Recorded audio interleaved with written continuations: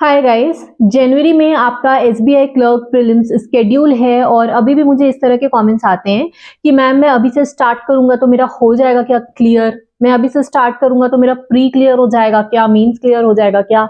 I think इस तरह की चीजें ना आपको खुद को पूछनी चाहिए, आपको पूछना चाहिए अपने आप से कि क्या मैं ऑनेस्टली प्रिपेयर कर रहा हूँ, क्या मैं इस केपेबल हूँ कि मेरा क्लियर हो जाएगा। आपको बता दूं, अगर आप जेन्युइन हो और जेन्युइनली आपका कॉन्फिडेंस कम हो गया और आप मुझसे आके पूछ रहे हो कि मैम मेरा क्लियर हो जाएगा क्या, तो मैं आपको बोल सकती हूँ कि डेफिनेटली आपका क्लियर हो जाएगा अगर अच्छे से पढ़ोगे तो। अभी भी आपका प्रीलिम्स में अच्छा खासा टाइम है, मेंस में अच्छा खासा टाइम है, आपने थोड़ी सी पकड़ बना रखी है।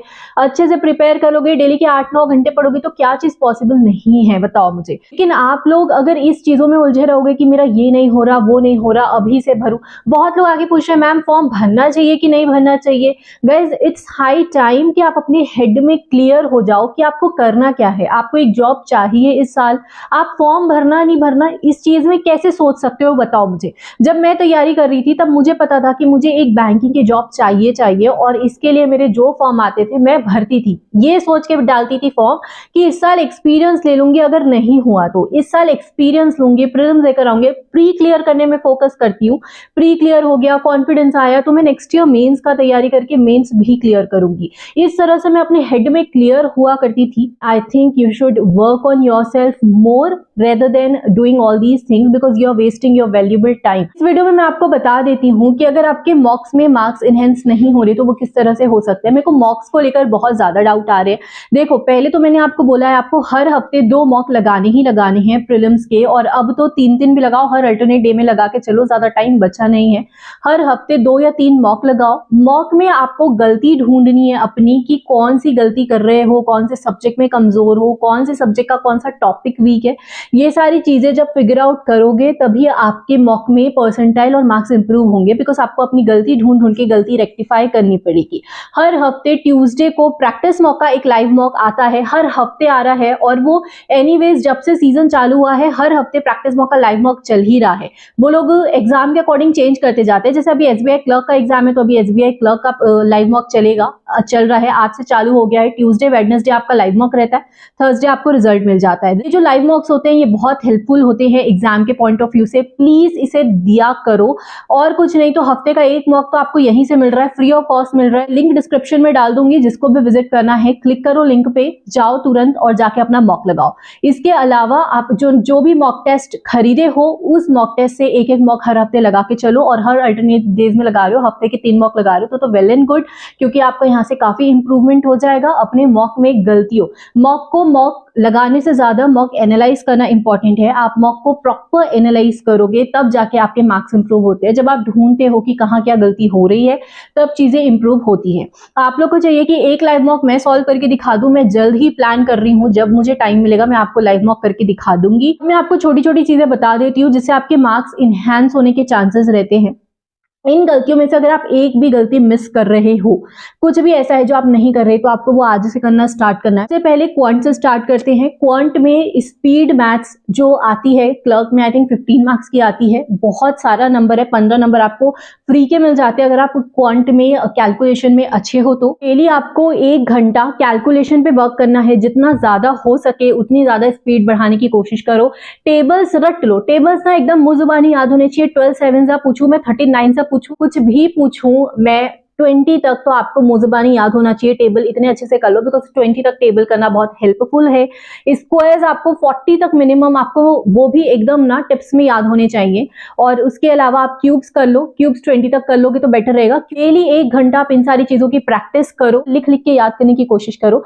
डेली एक पेपर उठा लो, पेन से फटाफट लिखना चालू करो। 12 का टेबल स्टार्ट करो, 13 का टेबल, ऐसे करते करते 20 का टेबल लिख लो पूरा। उसके बाद क्यूब्स लिख लो, स्क्वायर्स लिख लो, परसेंट टू फ्रैक्शन लिख लो, फ्रैक्शन टू परसेंट लिख लो। क्या वैल्यू होती है 1/15, 1/16, तो ये कितना परसेंट होता है। ये जो है फ्रैक्शंस की वैल्यू परसेंट में और परसेंट की वैल्यू फ्रैक्शन में। ठीक है, ये सारी चीजें आप लिख लो। डेली लिखोगे, वो लिखते लिखते बहुत अच्छे से याद हो जाती है। आप ऐसे रीड करोगे तो आपको लगेगा नहीं कि याद हो रहा है, नहीं हो रहा है, लेकिन जब आप डेली लिखते जाओगे तो आपको पता चलेगा कि चीजें आपको कितने अच्छे से रिटेन हो रही है। और डेली ये करने के बाद ये आपको 15-20 मिनट से ज़्यादा टाइम इसमें लगेगा नहीं। 1 घंटा क्वांट में आप कैलकुलेशन को स्पीड मैथ को दो, जितना दे सकते हो। स्पीड मैथ के सारे क्वेश्चंस बनाओ भर भर के, डीआई बनाओ प्रीलिम्स लेवल की, जितनी प्रैक्टिस कर सको। या तो आप सेक्शनल मॉक लगा लो कहीं से, या तो फिर आप क्विजेस लगा लो, क्विजेस से प्रैक्टिस करो। और इतना क्वांट में करोगे तो क्वांट में आपकी स्पीड इंक्रीज होना स्टार्ट हो जाएगी। मैंने आपको बोला है कि enhance your marks in 30 days, 30 दिन में आप किस तरह से अपने मार्क्स इनहैंस कर सकते हो।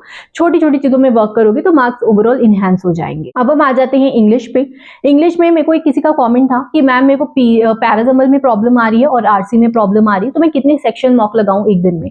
देखो, जब आपको खुद पता है कि आपको पैराजम्बल में प्रॉब्लम है, आपको आरसी में प्रॉब्लम है, तो आपको वो प्रॉब्लम को बारीकी से जाके उसको सॉर्ट आउट करना पड़ेगा। आप सीधा सेक्शन मॉक लगाओगे या ओवरऑल मॉक से प्रैक्टिस करोगी तो आपका नहीं होगा क्लियर। अप्रोच और ये सारी चीजें जब सीखोगे, आप जब उसमें बारीकी से वर्क करोगे, फिर जाके क्वेश्चंस की प्रैक्टिस करोगे। दिन के 5-6 आरसी लगाओ, 5-6 पैराजम्बल लगाओ। पैराजम्बल में पहचानते कैसे हैं, इंट्रोडक्टरी लाइन, फिर वो सेंटेंस जुड़ेगा कैसे, कंक्लूजन क्या होना चाहिए। इस तरह से जब आप चीजें खुद फिगर आउट करते जाओगे तो आपके मार्क्स वहां पे इंप्रूव होंगे। आपको उस टॉपिक में पकड़ लानी है, पॉइंट का हो, रीजनिंग का हो, इंग्लिश का हो। अगर आपको पता है कि आपका वो टॉपिक कमजोर है, वो सही नहीं है, और आप वो फिगर आउट कर पा रहे हो अपना वीक एरिया, तो यस, आप जाओ और उस पर जाके वर्क करो जितना वर्क कर सकते हो। उसके पर्सनली उस टॉपिक के इतने सारे क्वेश्चंस लगाओ, फिर बाद में आप देखना आपके मॉक्स में, क्विज़ेस में मार्क्स काफी इंप्रूव होंगे।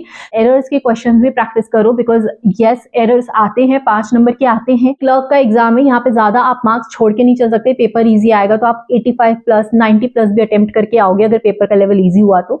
और अगर आपको पूरा आपने एरर ही छोड़ रखा है, आपको वो पूरा आता ही नहीं, तो फिर ऐसे नहीं काम बनेगा। तो इंग्लिश में भी आपको हर एक एरिया में अच्छे से वर्क करना है।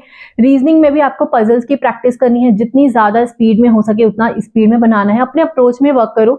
आप लोग पूछते हो कि मैम उसमें कंडीशंस लिखना है कि नहीं, वो पजल में डिपेंड करेगा कि पजल का लेंथ कितना है। अगर 2-3 लाइन की पजल है, वो पढ़ते पढ़ते डायरेक्शन के साथ बनता जा रहा है, तो फिर वो तो तुरंत बन जाएगा, उसमें कंडीशन लिखने की जरूरत नहीं है। और कभी कभी ऐसा होता है कि एक पजल में चीजें बनती चली जा रही है, लेकिन 2 कंडीशन बन रही, 3 कंडीशन बन रही, तो डायरेक्ट बनाते चलो, 2-3 कंडीशन बना के चलो, और फिर एक साथ वो सॉल्व करके कंडीशन कैंसिल आउट हो जाएगा अपने आप। लेकिन अगर बहुत लंबी सी पजल दिख रही है तो उसका कंडीशंस नोट कर लेना ज्यादा बेटर है। और मिसलिनियस में भी आपको रीजनिंग का वर्क करना है। डेली के 15-20 क्वेश्चंस मिसलिनियस के लगाओ, 4 कम से कम 5 से 10 पजल प्री लेवल का लगाओ।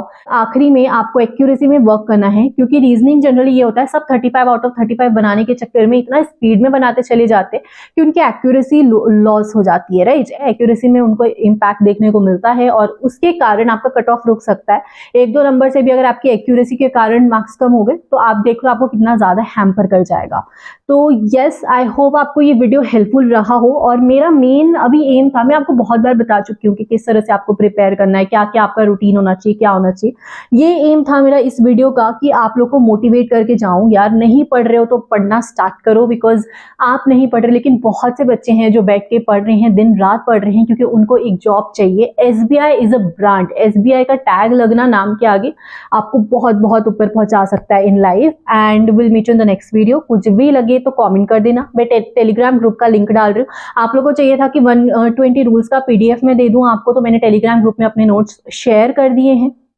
और भी कुछ चाहिए तो कमेंट कर दो, टेलीग्राम में जुड़ लेना। इंस्टा का भी लिंक डाल दो अगर आप मुझसे पर्सनल कनेक्ट करना चाहो। Will meet you in the next video. Thank you.